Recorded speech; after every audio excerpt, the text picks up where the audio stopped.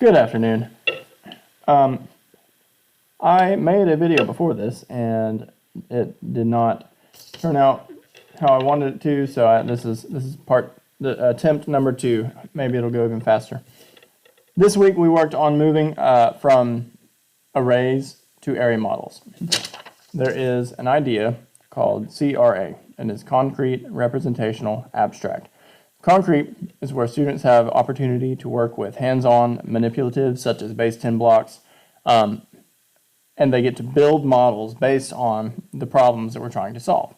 After plenty of experience with that, where they've kind of conceptually built an understanding in their brain, we try to give them a representational version of exactly what they did in the concrete. And so we might draw the base 10 blocks. This is a 1,000 block, this is a 100, this is a 10, this is a 1. 10 of these makes one of these, 10 of these makes one of these, 10 of these makes one of these, and so on. And then eventually, we want them to work to move into the abstract so that they don't have to draw these pictures to solve problems. We ultimately want them to get to like the standard algorithm like this, 257 times 4. But they don't do that in 4th grade.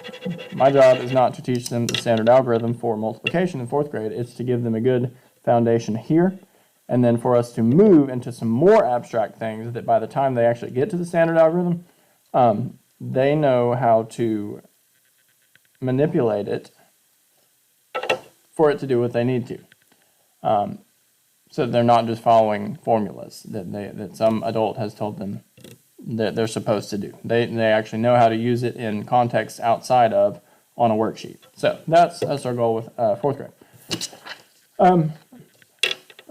So we've been talking about arrays, and I'm so tired of arrays at this point. I'm sure the students are too, at least the ones that are getting it. But let's say I have an array that looks like this. I have it 9 tall, well, it's supposed to be 9 tall. And then I go across to about here. It's hard to draw this with a highlighter. I don't know why I chose this, but I sure did. So to analyze this array, we have 9 rows down, and across from here to here is 10, and then 1, 2, 3, 4, 5. Okay, so I have a 9 by 15 array, and we can represent that as 9 times 15 equals something. We don't know what it is yet, so that's how we're going to use the array. Well, some students do very inefficient things, and they might try to count by 9 15 times, which is okay if they know their 9s, and most of the students that know their 9s know it up to 10 or 12. So they might know 9 times 10 is 90, or maybe 9 times 11 is 99, or even 9 times 12 is 108. But after that, they've got to do some thinking, and they've got to either pull out some paper and write, or they've got to think in their mind. And what I've noticed the past couple of years is kids have gotten less dependent on pulling out a formula for every single little problem. However, now I'm starting to notice a shift to where students almost never use formulas, and they try to do everything in their head, which is just not feasible. So I'm not sure why, but the pendulum has shifted from way over here to over here, and we need to get it back in the middle. But anyway, using this array, rather than trying to count by 9 15 times or count by 15 9 times, we can make some friendly numbers, as they're called. We can split here because this is, these larger squares are made up of 100 little squares, and we know that because it's 10 tall, it's 10 across, so we have 10 groups of 10, so it's 100. Well, if I have 9 rows and I have 10 across, I have, if I split it here, then this is 10, and from here to here is 5. 10 plus 5 gives me 15. So in this part of my whole array, I have 9 groups of 10. I can write that as 9 times 10. And we should know 9 times 10 is 90. That's the whole purpose of breaking it into 10 and 5. And then over here, because this is a rectangle, we have 9 here. That means this is 9 as well. And so we have 9 groups of 5 here. 9 times 5 is half of that, so 45. So now we have 90 plus 45. And we want to know, we do 90 plus 45 because the whole array is really what we're after. We're trying to answer the question of 9 times 15. Once we have 9 times 10 and 9 times 5, we combine those and we get our answer of 110. 35. Now, we don't want to hang out in this area forever. Like I said, we're trying to get more and more abstract so that we're not so dependent on using base 10 grids or base 10 blocks. So we did an activity one day where I asked them to draw a 3 by 13 array in the most efficient way as possible. Well, some of them, did it very inefficiently, and they literally drew every single square one by one by one by one by one until they had a 3 by 13 array, which was impressive that they had the, the focus power to do that, but not efficient as far as time goes. If we are eventually trying to work towards 257 times 4 and beyond, we don't want to be using this strategy anymore. This is just kind of to set up for the future.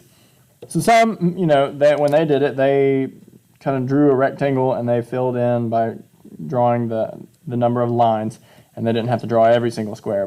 So it was a little faster, but still, it takes a long time to do this if you don't have base 10 paper. So what we're working towards is something called an area model.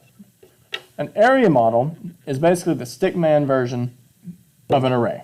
Okay, if this is the array, if we're thinking about art, the array is like the artist has taken 3 hours to try and draw a perfect portrait of a person. Or if they're drawing a dog, they have drawn every single little hair on the dog. They're drawing the eyeballs, they're drawing the tongue, they've got the drool dripping off the tongue, tail wagging, all 4 paws have all of the toes on it. All the details are there.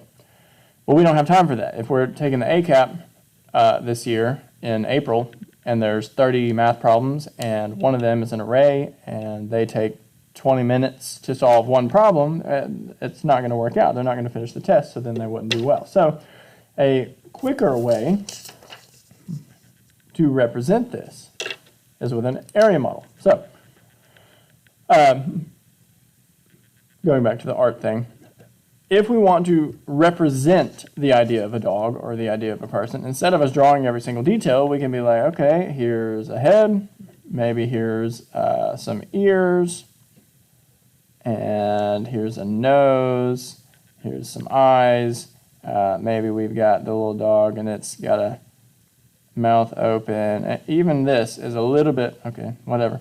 Rudolph the Red-Nosed Reindeer is what I have drawn. But you can still kind of get the idea that maybe this is a dog. I was going to go for a tongue. Okay, cool. Whatever. Great job, Mr. Haney. You're drawing a horrifying creature. Give it a tail. Okay. Dog. Cool. So we can say that represents a dog. It's a stickman version. I should have done the stickman. Stickman. Here you go. We know that's a human being, even though there's no details. Just like that, if I draw this, the general shape of this is a rectangle. The whole shape is a rectangle. Well, I can draw this. It's a rectangle. Well, when we break this up into friendly numbers, we would break it up at 10. 1, 2, 3, 4, 5, 6, 7, 8, 9, 10. So we would make a separation here. We have 10 plus 3 equals 13. So here, I can make a separation here. I have a larger rectangle. I have a smaller rectangle.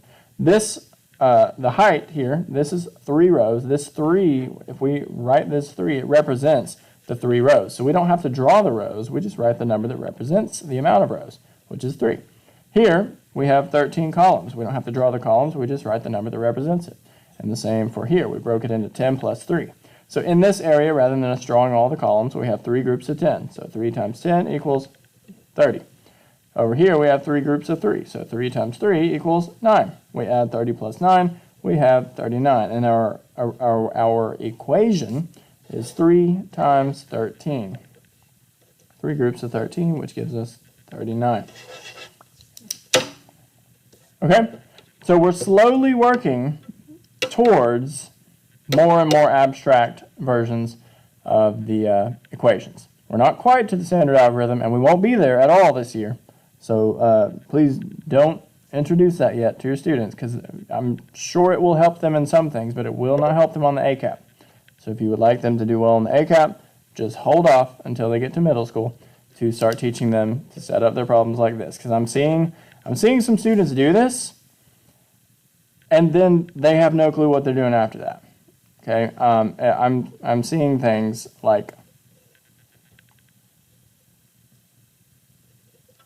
Just things that don't make sense. Okay, they're adding here, then they're coming over here, adding. They might multiply one of the numbers. It just doesn't make sense. So don't show them this just yet. They will see that in middle school. This is what we're working on right now. This is what's going to help them with their current tests, what's going to help them with their ACAP at the end of the year. When they get to middle school, work on them with it. Work on this with them. All right, have a great weekend.